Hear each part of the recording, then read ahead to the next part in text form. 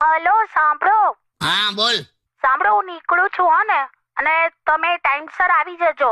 આટલી વહેલી નીકળે છે? પેલો ફંક્શન તો હાજે મોડું છે ને. હા, પણ મારે આજે એટલે છે ને અમુક મારે વસ્તુ હજુ ખરીદવાની છે. પાછું શોપિંગ યાર.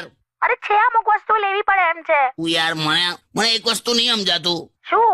સારી એવી આવક છે મારી, આપણે 2 જણને શું 4 જણને થઈ રહી એવી છે, તોય બચત કેમ નથી થતી? એનું કારણ છે આપણા પાડોશી. હે? શું પાડોશી? કઈ રીતે?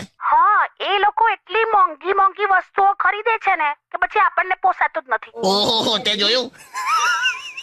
કેટલી હોશિયાર છે તું. દેખા દેખી તું કરે ને બદનામ પાડોશીને કરે છે. અચ્છા સાંભળો, હવે તમે છે ને ટાઈમ પર આવી જજો, હે ને?